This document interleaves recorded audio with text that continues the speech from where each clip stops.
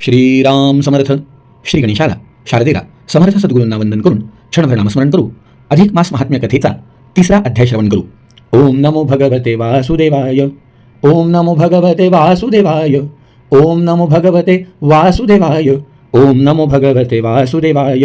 ओम नमो भगवते वासुदेवाय. गोपाल कृष्ण भगवान की जय. श्रोतेहो नमस्कार.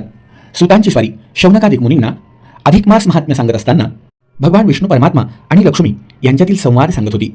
महर्षी म्हणाले, ज्या वेळेला भगवंतांनी अधिक मास महात्म्य सांगत असताना जगदंबेला या महिन्यामध्ये माझे स्वरूप असलेले द्विज म्हणजे ब्राह्मण यांचं पूजन अर्चन दान धर्मादी विधी सांगितला, त्यावेळेला लक्ष्मी मातेने विचारलं की ज्यांच्यामध्ये दान धर्म करण्याची, उपवासादी करण्याची क्षमता नाही, सामर्थ्य नाही, त्यांनी काय करावं.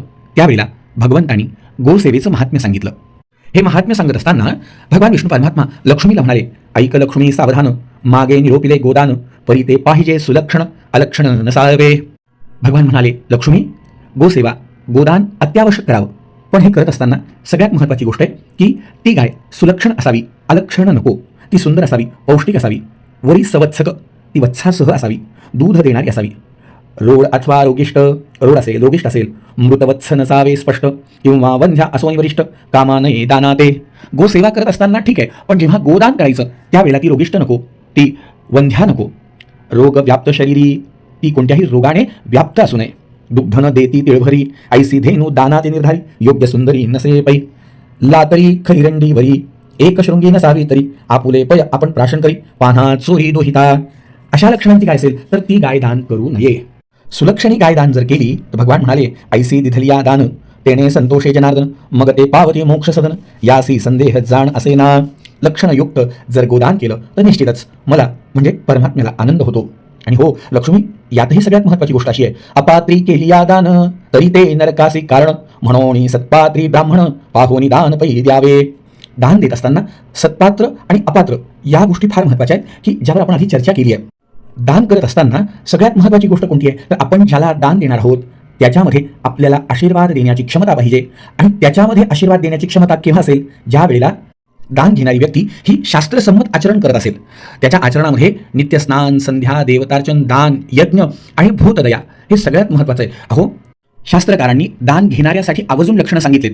यजमान हात जोडून आधी प्रार्थना करणार की आपण आमच्याकडे दान घ्यायला आलाय किंवा आपण आमच्याकडे योग्य ते भगवतचिंतन आमच्याकडनं करून घेण्यासाठी आला आहात, तर आपण कसे असाल तर व्रत, जप, नियम, तपहा, स्वाध्याय, क्रतू. आपण व्रत, जप, नियम, तपहा आणि स्वाध्याय करणारे आहात. त्याबरोबर दया, दम, दान, विशिष्टानाम सर्वेषां ब्राह्मणानां मनः समाध्यताम.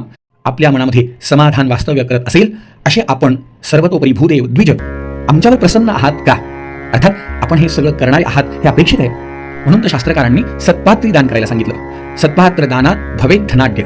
सत्पात्री दान केल्याचं फळ ते योग्य ते फळ प्राप्त होतं, पण कुपात्र दानात भवे दरिद्री. कुपात्री दान केलं तर निश्चितच त्याचं दुःखही आपल्याला भोगावं लागणार. खरं सांगायचं ना मंडळी, तर दान ही संकल्पना वेगळी आहे आणि मदत ही संकल्पना वेगळी आहे. शास्त्रामध्ये दान करायला सांगितलं ते आशीर्वाद प्राप्त होण्यासाठी. अर्थात जेव्हा आपण एखाद्याला मदत करतो तर त्याचं अंतःकरण आपल्याला आशीर्वाद देणारच, पण ते दान नाही, ती मदत आहे. आणि मदत निर्वासितांना केल्या जाते, मदत ही गरजूंना केल्या जाते, पण दान सत्पात्र व्यक्तीला व्हावं. अर्थात किमान आपण दिलेलं दान हे त्यांनी विनियोग व्यवस्थित रीतीने करावा एवढं तर अपेक्षित ठेवाल की नाही, एवढं तरी अपेक्षित ठेवलंच पाहिजे.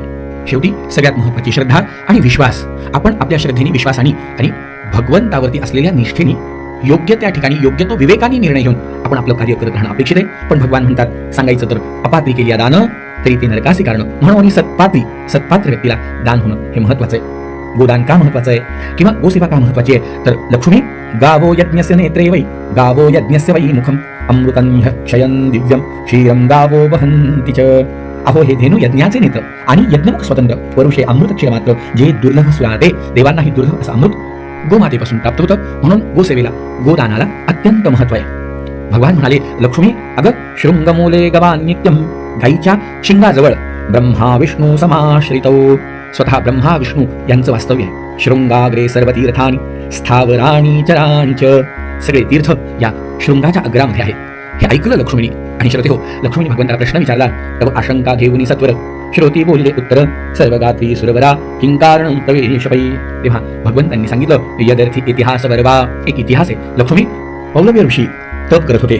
कष्टविले जे स्वशरीर तप अपार आचरिले, त्यांच्या तपाचं सामर्थ्य भय उपजले वासवाते. इंद्राला भीती वाटली. मग काय हो, नेहमीप्रमाणे इंद्राने अनेक वेळा जे कृत्य केलं तेच या पौलव्य ऋषींच्या यज्ञामध्ये, त्यांच्या तपश्चर्येमध्ये विघ्न आणण्यासाठी त्यांनी अप्सरांना प्रेरणा दिली. बरं, अप्सरांनी सुद्धा त्याला आवर्जून सांगितलं की इंद्रा तू म्हणतोय, पण ऐक. अप्सरा म्हणती अमरेशा तपातिक्षय की जय कैसा परम कोपिष्ट ऋषी राजसा देखता आम्हा शापील.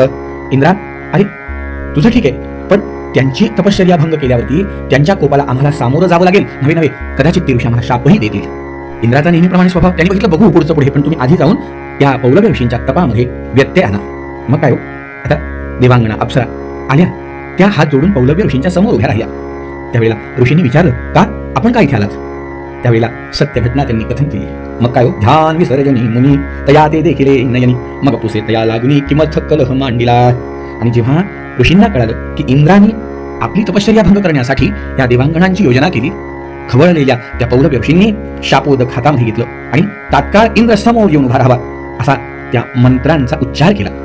अहो, इंद्राचं आसन डगमगायला लागलं. भगवान म्हणाले, लक्ष्मी, इंद्र सिंहासनावरी वासवो तव खळबळल्या त्याचा देहो चंचल होताची पहाहो सभोवते अवलोकित शापाचे सामर्थ्य मोठे इंद्राचे अंगी उठले काटे.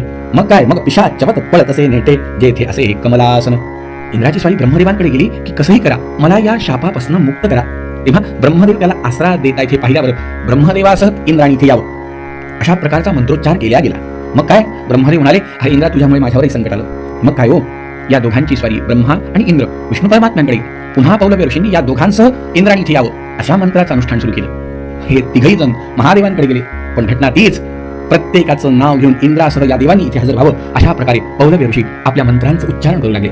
मग काय झालं तर या सगळ्या देवांनी मिळून गोमातेला हात जोडले. गाईला हात जोडून, आम्हाला तूच आता तारू शकतेस, आम्हाला तुझ्यामध्ये वास करण्याची आज्ञा दे, कारण तुला शाप मिळणार नाही. पौलव्य ऋषी गोमातेला शाप देणार नाही. मग काय हो, सगळ्या देवतांनी धेनूच्या अंगामध्ये प्रवेश करायचं ठरवलं. इथे कशा कशा प्रकारे कोणी कोणी प्रवेश केला तर शृंगमूले गवा नित्यम ब्रह्मा विष्णू समाश्रितो. ब्रह्मा विष्णू हे शांती स्वारी त्या शृंगमूळाच्या तिथे स्थित झाली. शृंगाग्रे सर्व तीर्थानी, शृंगाच्या अग्रभागामध्ये सगळे तीर्थ आले.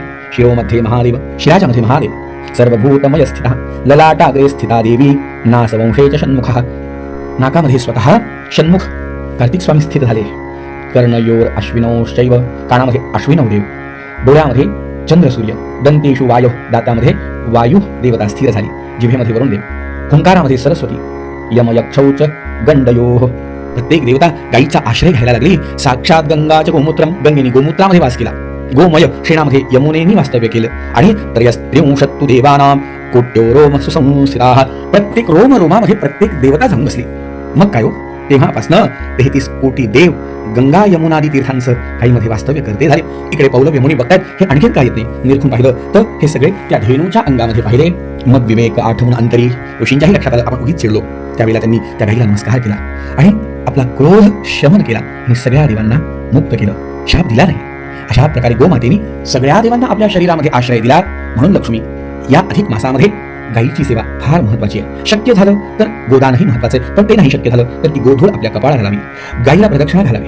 शक्य झालं तर गायीची शेपटी आपल्या डोक्यावरती झाडून घ्यावी. शक्य झालंच तर रोज गोग्रास द्यावा, रोज गायीला चारा पिंडी धान्य नेऊन द्यावं. आणि नाही शक्य झालं तरी महिनाभरासाठी घरी आपल्या गोग्रासाप्रित्यर्थ यथाशक्ती द्रव्य दक्षिणा जमा करावं आणि महिन्यातनं एकदा का होईना पण प्रत्यक्ष गोशाळेला भेट देऊन आपल्या हाताने यथाशक्ती गोग्रास समर्पण करावा. श्रोते हो, हे जरी जमलं तरी भगवान म्हणाले, लक्ष्मी, निश्चितच माझी कृपा त्या माझ्या भक्तावर असणारच आहे. त्यामुळे ज्यांना दान धर्म करणं शक्य नाही त्यांनी गोसेवेमध्ये सुद्धा आपली सेवा समर्पण करून भगवत कृपा प्राप्त करून घेण्याचा प्रयत्न करावा. नेहमीप्रमाणेच जे आपण असं ठावे ते इतरा शिकावे. अलौकिक या गोमातेचा महिमा आपल्या आप्त इष्ट मित्र बांधवांनाही श्रवण करावा आणि भगवत कृपा प्राप्त करून घेण्याचा प्रयत्न करा. जय जय रघुवीर समर्थ.